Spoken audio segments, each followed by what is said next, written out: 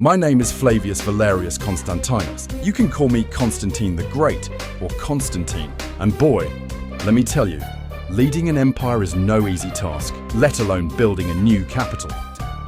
But today is a special day because I will be meeting with the Emperor of Eastern Rome, Licinius, to discuss the end of the persecution against Christians in the Roman Empire.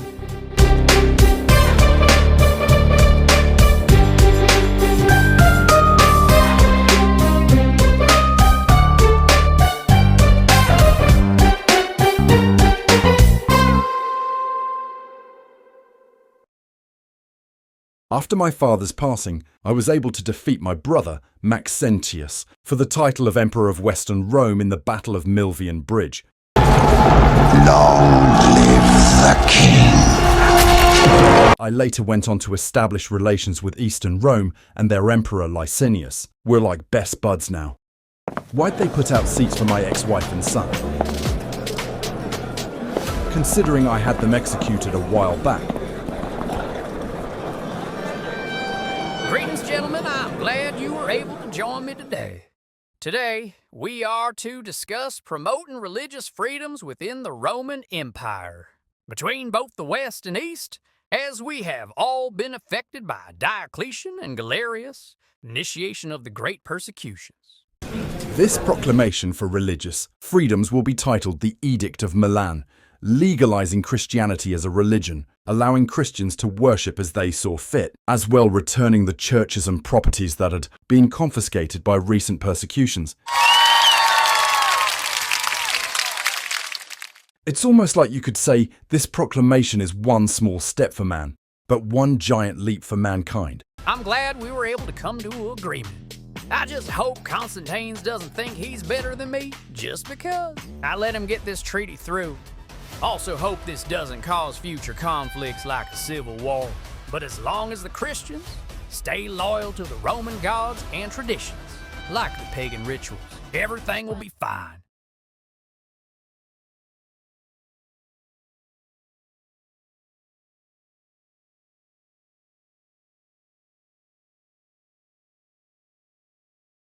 Licinius is up now, and I have defeated him and force him to surrender his crown. I am now the sole ruler of Rome, East and West. Even though a civil war occurred for this to happen, even after Licinius' betrayal, I am glad. I was able to reunite the empire under Christianity.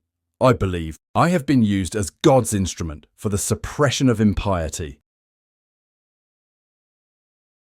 I've decided to move the capital of Rome. I've found this ancient Greek city called the City of Byzantium. It's a great area because it's situated on the Bosporus Strait, which is the perfect defensive position. It'll make it 10 times harder for those barbarians to invade like they did in Western Rome. Out with the old in, with the new. Now that we've claimed this area, what will we name our capital, sir? IDK. We need something distinct for our city. Something great. I've got it. Same! Constantinople. Oh, yeah! Hi, I am the Emperor Justinian of the renowned Byzantine Empire. Years have passed since Emperor Constantine established Constantinople, and I am expected to be the last native Latin-speaking emperor. I speak Greek well too, of course, as it is necessary to run this empire. His Greek is interesting to say the least. We never really got over that language barrier. Yeah, no, my husband's Greek is pretty bad. He has a bad Latin accent when he speaks Greek, but nobody says anything about it to keep his spirits up. My administration says my rule is heavily influenced by my wife, but if they had someone as wise as her by their side, they would take her advice too. Your Majesty, what laws do you suggest we implement regarding women's rights and welfare? Theodora, what do you think? You're a woman. You would know what to do. My advisor suggests a new law regarding inheritance rights for women, but I'm concerned about its potential ramifications. What are your thoughts? What impact do you believe this will have on society? So giving women more inheritance rights is a good thing, but we need to be smart about it. If we change everything too fast, the rich and powerful might get upset and cause trouble. It's better to test it out slowly, maybe in one area first, to see how it goes. And we should make sure everyone understands that this helps families and makes the country stronger, not just women. We need to explain it in a way that everyone can support. Your insight is always the wisest, thank you. After bringing Rome to its former glory, I felt it was only right to celebrate by attending one of the nation's annual chariot races. While this is a rowdy game, I doubt either side would take lightly to either outcome. The people are getting a little rowdy, don't you think? This chariot race was supposed to de-escalate the tension, but it seems the people have gone rogue. All of a sudden the people began chanting something. They were saying Nika, meaning win. At first I thought they were saying it toward me in a way of saying, I'm a winner, which I would have really appreciated, but that was not the case. The people then began to riot. I can assume the people were upset about the political factions, the blues and greens. That influenced public opinion, and that were channels for voicing grievances against the government. The immediate cause of the riots was the arrest and execution of members of both factions, and how Justinian handled the situation. Not only that, but these two parties were also the two teams in the chariot race, which was not a good combination. The problem with these executions was the fact that person from each group ended up the surviving executions, later seeking a refuge behind their supporters, demanding mercy. Due to the pressure, I then changed their sentences to imprisonment, and attempted to pacify the factions by scheduling races in the hippodrome. I thought this would desecrate the situation. I have never been so wrong in my life. This ultimately caused the people to turn on the crown.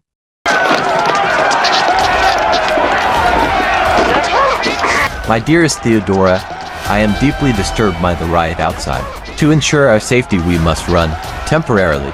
If you run, it definitely won't be safe for you to come back. It will show the people you buckle under pressure, and they don't want a leader so cowardice. You must not abandon your responsibilities as emperor.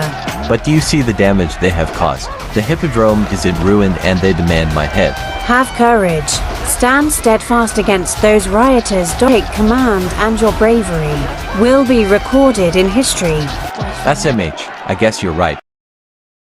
What's up, y'all? My name's Anthony, and I witnessed the Nika riot firsthand, yo. It was crazy. So what happened was I heard a bang, and a boom, boom and pow, and horses going crazy, and people screaming. And I was like, oh my god, what's going on? Is this the rapture or something? But then I saw people running, fighting, and setting things on fire. Being the good Samaritan I am, I went to help some people, and put out some fires because I'm so very patriotic and care deeply about my nation. Is that true? Yes. Well, we have footage of you looting and being wildly aggressive.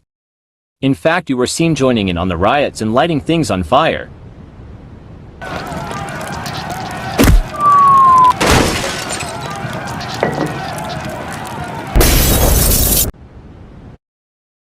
On this is a AI. Matter of fact, that's not even me, dog, that my twin cousin, Tony. This won't get me in trouble with Justinian's code, will it? The Nika riots totally wrecked the Hagia Sophia, but I've gone and rebuilt her to her formal beauty, and to be even more majestic than she was before. It's so grand that folks will say the dome is so high, because it's hanging from a chain straight from the heavens.